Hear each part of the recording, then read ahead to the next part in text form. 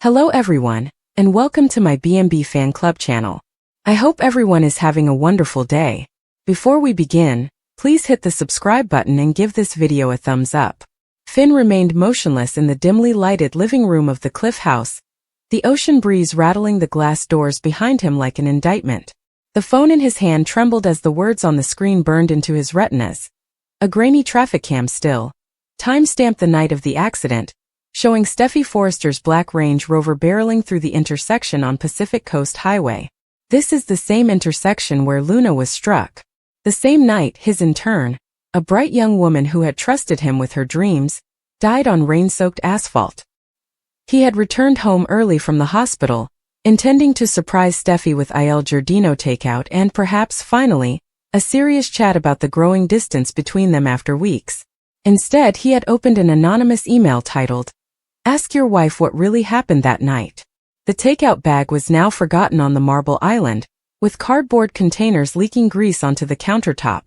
Finn's heartbeat thundered in his ears. He looked up slowly as the front door clicked open. Steffy walked inside, kicking off her heels, her hair tangled from the Santa Ana winds. She appeared exhausted but impossibly beautiful, her cheekbones sharp under the recessed lighting, and the black dress she'd worn to a Forrester Logistics meeting clung to her frame. When she saw him, she smiled softly, relieved, the same smile that used to cause his chest to collapse. "Hi you. You are home early. I was just..." Her words stopped as she noticed his expression. The smile disappeared. "Finn? What's wrong, baby?" He was unable to speak at first.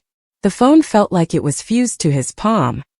He turned it toward her, the screen still displaying the damning image. Steffy's gaze shifted to it. She remained still for 1, 2, or 3 heartbeats. Then the color drained from her face so completely he thought she may faint. "Finn," she whispered. "It's not. Don't." His voice cracked like ice on a pond. "Don't you dare say it's not what it looks like." She took a hesitant step forward, arms half raised as if approaching a wounded animal. "Please let me explain." "Explain." The word tore out of him raw and ragged. "Luna has died, Steffy. She's dead because someone ran her down and left her in the road like trash. And that someone was you." Tears welled instantly in Steffy's eyes, but Finn felt nothing. No softening, no mercy. Only a cold, surging rage with a metallic taste on his tongue. "I didn't mean," she started. "You didn't mean to kill her?" He shouted, voice breaking on the last word. "Or you did not intend for me to find out?" Steffy flinched as if he'd struck her already. "Both?" she choked out. "God, Finn, both. It was an accident. I swerved to avoid a coyote or something in the road. I don't even remember exactly. It was pouring rain in my phone." "Your phone?" he repeated, incredulous. "You were on your phone." I looked down for 1 second. 1 second. When I looked up, she was just there. I slapped my brakes, but it was too late. There was this dreadful sound. Steffy's palm shot to her mouth, suppressing a sob. I panicked. I was so afraid. I pulled over, I stepped out, I saw her lying there and I thought she was already gone. There was so much blood, Finn. I couldn't feel a pulse. I had no idea what to do. "You could have phoned 911, he added, his voice dead silent now. "You could have stayed with her. You couldn't have driven away and pretended nothing happened." "I know," she cried, tears streaming down her cheeks. "I understand how dreadful it was. I've scarcely slept since it happened. Every time I close my eyes I see her face." "Don't you speak her face," Finn snarled, stepping closer. "You don't get to cry about her face when you're the reason it's cold, still, and 6 feet under." Steffy put her arms around herself, as if to keep her ribs together. "I was planning to turn myself in. I swear I was. I just wanted some time." "Time?"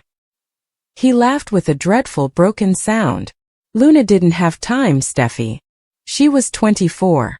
She had a mother who still called the hospital every day to see if there was any news or if her daughter might wake up. Do you know what it's like to tell a lady day after day that her child is brain dead because some coward abandoned her to die alone in the rain?" Steffy cried louder, sliding to the edge of the couch. "I am not a coward. I felt afraid. My children, Finn. If I go to prison, your children." His eyesight turned red at the edges. "You thought about your children but not about Luna's mother? Not about me? You allowed me to work alongside the paramedics who scraped her off the pavement. You sat across from me at supper while I explained how the police had no leads, and how the driver was most likely a monster who didn't care whose life they wrecked. You grabbed my hand and lied to my face. I didn't know how to tell you, she said quietly. Every day I tried to find the words, and every day I failed. Finn glanced at the lady he'd promised to love forever, mother of his children. He had trusted this individual with every aspect of his being, and all he could see was Luna's chart, the flat line that had tortured him for weeks, and the way her mother collapsed in the hallway when he delivered the awful news. Something inside him cracked, cleanly and irreversibly. He moved across the room in 2 strides. Steffi looked up, eyes wide, and for a single second, he saw her grasp what was going to happen. She did not move. She didn't lift a hand to shield herself. His open palm landed on her cheek with a harsh, jarring crack that resonated off the high ceilings. Steffi's head snapped to one side. She remained leaned over, one hand slowly raising to touch the red mark blossoming on her flesh. She did not cry out. She barely made a noise. Finn's palm ached, and his knuckles tingled from the blow. He looked at it as if it belonged to someone else. The hush that followed was worse than the scream. Steffi straightened, tears still pouring, but her voice remained firm as she spoke. I deserved that, she said gently. Finn's chest expanded. He wanted to anger even more, break every piece of furniture in the home, erase the last 5 minutes and weeks, and return to when he still thought his wife was a wonderful person. Instead, he felt hollow and scooped out. Get out, he instructed. Finn, get out of this house. His voice was shaking. I cannot look at you right now. I can't breathe in the same room with you. Steffi stood slowly, trembling slightly. The handprint on her face looked scarlet against her pale skin. She did not try to hide it. I'll go to Eric's, she muttered. I'll get Kelly and Hayes in the morning after you've had some time. Don't, he rasped. Don't you dare come near them until I figure out what the hell I'm supposed to tell our children about the fact that their mother is a felon who left a girl to die.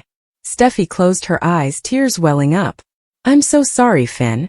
I know it doesn't mean anything right now. But I do. I swear on everything I'm sorry.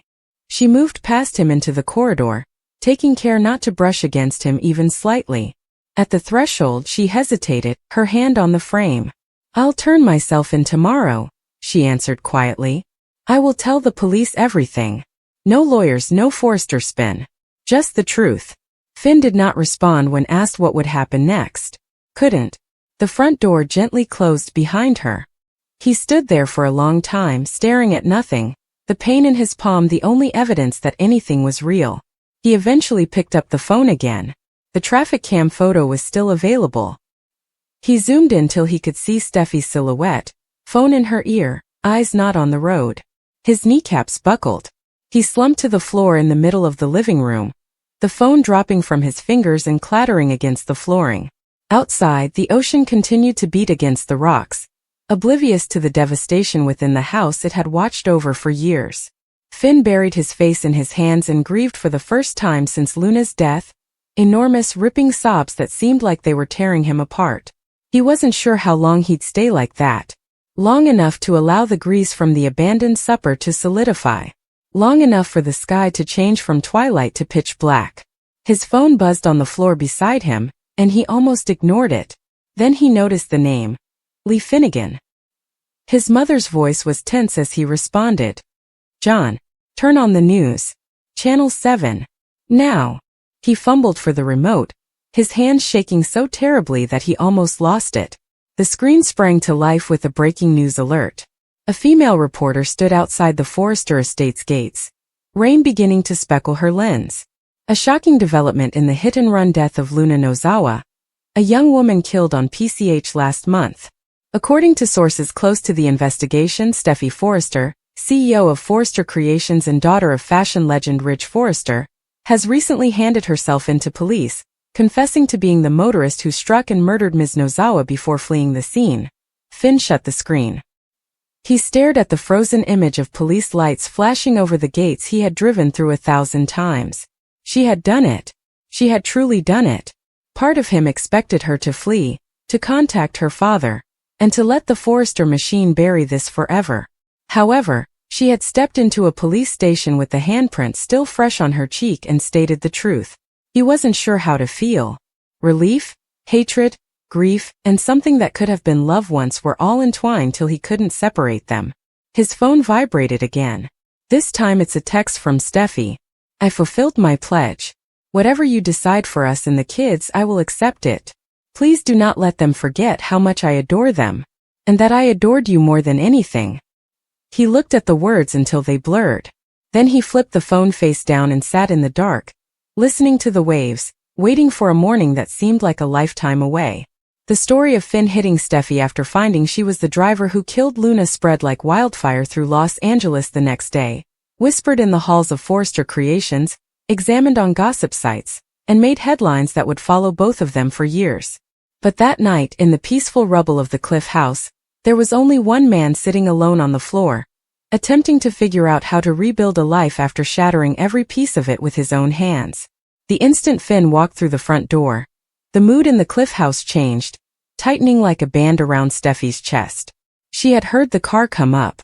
She recognized the unusually long delay before the engine shut down, and now she could hear his footsteps, slow and deliberate, heavy with something she didn't want to describe. She laid the mug down on the counter, her fingers quivering slightly.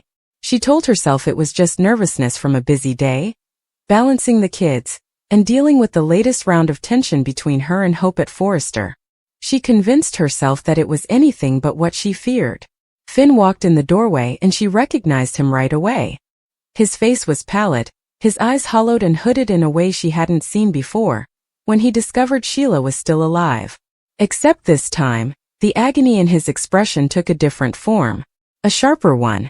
Something rawer, as if he'd been gutted and was still struggling to keep himself together long enough to reach her. Finn, she murmured, her voice soft. What's wrong? He stared at her with a look that made her knees wobbly. He did not speak, did not move. For a moment they stood there in quiet, the ticking of the clock sounding unusually loud. Finally he spoke, but his voice was not the sweet tone she was used to. It was tense, tight, and battling for control. Tell me the truth, he asked. Her breath caught. The truth about what? His jaw flexed. About Luna. Steffi's stomach dropped. She tried to balance herself by clutching the island's edge. She had hoped, prayed, that this moment would never arrive. That what happened that night would remain buried, distorted, and lost forever in the tumult and terror. Finn, she said, her voice begging. His eyes narrowed as anguish flashed through them. Do not talk to me like that. I want the truth. I need the truth. Were you the driver? All of the oxygen appeared to evaporate from the room. She opened her mouth but no words emerged. She felt exposed, like if 1,000 spotlights were shining down on her, leaving no place to hide. He moved closer, his voice trembling. I understand, Steffi. I know it was you. The police discovered new footage from a business security camera across the street. Your bicycle. Your jacket. You. Her knees almost buckled. She was afraid of the footage. She had prayed that it would not surface. Hearing him say that confirmed her suppressed emotions. Finn, she said, tears streaming down her cheeks. I didn't know. I did not see her. It was dark. She appeared out of nowhere. I went into a panic. He abruptly raised his hand to halt her. You struck Luna. And then you left her there. The words cut through her. No. Steffi stepped forward, shouting. I did not leave her. I reported the accident. I stayed until I heard aid approaching. I just could not be found there. I could not be seen. I felt afraid. The media, the board, the family, everything was collapsing. Finn looked at her with surprise and despair, saying, I made a terrible decision. You killed her. He snarled, the finality in his tone chilling her to the bone. Steffi shook her head frantically. There was an accident. A terrible accident. And I never intended anything to happen. I've been tormenting myself every day, Finn said, his voice breaking with passion. You could have told me. You could have came to me. I am your husband. I'd have helped you. You allowed me to look Luna's mother in the eye. You allowed me to soothe her. You let me believe. I kept searching for answers, for justice, And all this time you knew. The hidden shame began to rise, drowning her. She reached out to him impulsively, wanting to touch him, ground herself, and apologize in a way that words could never express. But as soon as her fingers touched his arm, Finn snapped. He yanked back violently, his breath shuddering, and before she could realize what was going on, he struck out, slapping her across the face. The sound echoed throughout the entire home. Steffy stumbled, one hand flying into her cheek. The agony from the slap extended outward, but the physical hurt paled in comparison to the emotional punch that followed. They stared at each other, caught in the aftermath. Finn's chest heaved, and his face contorted in terror as he understood what he'd done. His hand dropped to his side, trembling as if detached from his body. "Steffy," he said, his voice breaking. I didn't mean." She was speechless. The shock hit her like a tidal wave, erasing everything she knew about them. They had previously battled emotionally, verbally, and fiercely, but physical violence? From Finn? She backed forward slowly, instinctively defending herself. "No," she replied, her voice shaking. "Don't." Finn made a hesitant step toward her, his eyes welling with tears. "I'm very sorry. I don't know what, Steffy, I'm so." But Steffy raised a hand to stop him, her cheeks moist with tears she didn't recall falling. "Finn," she said quietly, "you just hit me." He shook his head fiercely. "I didn't, I wasn't, and I'm not that person. You know I'm not that person. I was hurt and angry and you hit me," she said, the words tasting like ashes. He let forth a harsh guttural sob. "I am not attempting to defend it. I am not. I feel ashamed of what I did. I am disgusted with myself. But Steffy, you killed Luna. You concealed this from me. You lied. You let me cry with her family while you were the reason." Steffy closed her eyes, allowing more tears to fall. "I understand. I know I did something wrong. But I never believed you'd hurt me." The two stood silently again, but this time it felt like miles between them. "I loved Luna," Finn said softly, his voice scratchy. "She was a family member. She was sweet and kind, and all she wanted was for the world to be peaceful. She died alone on the street, not knowing who hit her. I don't know why it happened." Steffi's shoulders collapsed as she sobbed. "I've been living with guilt every day. I should have told you. I was afraid. I was weak. I made every incorrect decision because I didn't want to lose you, the kids, or everything we'd achieved. I am not asking for forgiveness." Finn wiped his face with the back of his hand, his breathing unsteady. "I never wanted to hurt you. But you have injured me. I don't even know how to process it." She swallowed hard. "And you hurt me." The reminder caused Finn to flinch. He took a step back as if giving her space would somehow reverse the moment, erase the slap and erase the reality. "I'll never forgive myself for that," he joked. "You shouldn't have to live with something like that," she said quietly. "But you shouldn't have had to carry something like this alone," he said softly, though the sadness in his eyes did little to ease his tone. "Both were broken. Both are hurting. Both lost. You need to tell the police," Finn finally concluded. "Tonight. Not tomorrow. Not looking for another excuse. You have to confess. Luna deserves it. Her family deserved it." Steffy nodded slowly and mechanically, acknowledging the need to take responsibility. "I know. And I need space," Finn added, his voice shaking again. "I am not leaving forever. I'm not abandoning our children.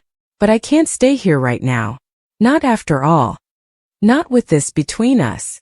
Her throat clenched. "Where are you going?" "I don't know," he confessed. "Maybe Lee. Perhaps a hotel. I simply need time." She agreed, despite the fact that every part of her felt torn apart. Finn stared at her one final time, his eyes filled with grief, conflict, and a love that had once kept them together but was no longer enough to keep the fissures from widening. He turned and walked toward the door, his footfall heavy and final. When it closed behind him, Steffi felt the silence consume her. She sank down against the wall, pressing her fingers on her cheek. Not because it hurt anymore, but because it was the moment everything in her life changed. She allowed herself to cry. Not only for Luna, not only for Finn, but what about the woman she had become as a result of one horrific night? A woman who had made an irreversible error. A woman who had lost faith in the person she loved the most. A woman who was forced to confront the repercussions she had been avoiding since the catastrophe occurred. Outside, she could barely hear Finn's car start. Inside, her world came crashing down. She recognized that nothing would ever be the same again.